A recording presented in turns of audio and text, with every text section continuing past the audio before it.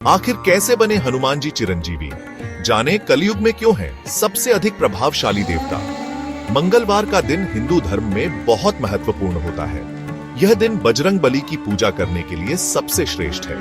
इसी के साथ मंगलवार के अलावा शनिवार का दिन भी हनुमान जी की पूजा के लिए सबसे उत्तम माना जाता है। अभी का जो समय चल रहा है वह कलयुग है और इस युग में सबसे ज्यादा पूजा हनुमान जी की लाभकारी बताई गई है। मंगलवार का दिन मुख्य तौर पर भगवान राम के परम सेवक हनुमान जी का दिन होता है। इस दिन बजरंग बली की पूजा का विधान है। आइए जानते हैं आखिर हनुमान जी को कलयुग का सबसे जागृत देवता क्यों कहा जाता है। मान्यता है कि कलयुग में सबसे जागृत देवता हनुमान जी है और इस युग में उनकी पूजा करने से जीवन में चल रहे सभी संकटों से शीघ्र मुक्ति मिलती है। इसी कारण उनका एक नाम संकट मोचन भी है। अब बात यह आती है कि हिंदू धर्म में इतने सारे देवी देवता हैं, लेकिन हनुमान जी को ही क्यों कलयुग में इतना पूजा जाता है और वह कैसे कलयुग के सबसे जागृत देव बने। आइए आज इस विषय में हम आपको शास्त्रों के अनुसार विस्तार पूर्वक सब कुछ बताते हैं। मां सीता ने दिया था अमर होने का वरदान। वाल्मीकि रामायण के अनुसार हनुमान जी अष्ट चिरंजीवी में से एक है।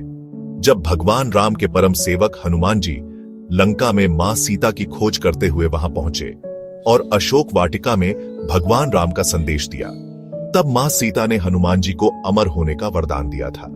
तब से हनुमान जी 8 चिरंजीवियों में से एक हुए। भगवान राम ने निज धाम जाते समय हनुमान जी को कलयुग तक रहने के लिए कहा। वाल्मीकि रामायण के अनुसार जब भगवान राम अंतिम क्षण अयोध्या नगरी से अपने निज धाम बैकुंठ पधारने के लिए सरयू जी में प्रस्थान करने लगे, तब हनुमान जी ने श्री राम से कहा है, नाथ मेरे आराध्य, यदि आप अपने निज धाम जाएंगे तो मैं भी आपके साथ चलूंगा। भला आपके बिना मैं यहां क्या करूंगा। तब भगवान राम ने हनुमान जी से कहा, है हनुमान, तुम्हें कलयुग तक धरती पर रहना है। एक समय ऐसा आएगा जब यहां पाप सबसे ज्यादा बढ़ जाएगा, तब आपको सभी धर्म पर चलने वाले भक्तों की रक्षा करनी होगी। उस समय कलयुग अपने चरम सीमा पर होगा, तब आपकी सभी को आवश्यकता होगी। बजरंगबली भला अपने आराध्य की बात को कैसे न स्वीकारते। तब पवन पुत्र हनुमान जी ने कहा, जो आज्ञा प्रभु, मैं आपका दास आपको वचन देता हूं कि कलयुग तक मैं धरती पर रहूंगा। जहां भी आपके नाम का गुणगान होगा उस जगह में तुरंत उपस्थित रहूंगा और आपकी अयोध्या नगरी मेरी प्राण होगी। जो भी आपकी भक्ति में लीन होंगे उनकी रक्षा करना मेरा परम कर्तव्य होगा।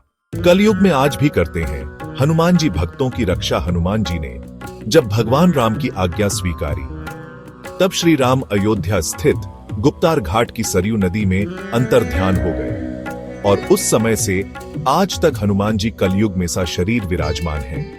जहां जहां आज भी भगवान राम की महिमा का गुणगान होता है, वहां हनुमान जी शीघ्र गुप्त रूप से प्रकट हो जाते हैं। वैसे तो माना जाता है कि हनुमान जी कलयुग में गंधमादन पर्वत पर निवास करते हैं, जो हिमालय की चोटियों पर है।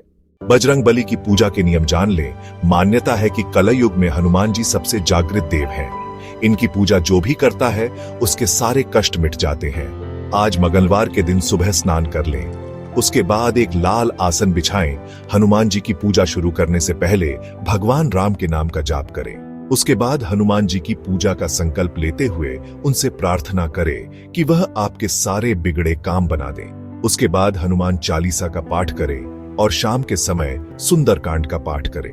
पाठ करने के बाद हनुमान जी के मंदिर में जाकर एक चमेली के तेल का दीपदान करें और उनकी आरती करें। मंदिर यदि किसी कारण नहीं जा सकते तो घर पर ही इस तरह उनकी वंदना करें।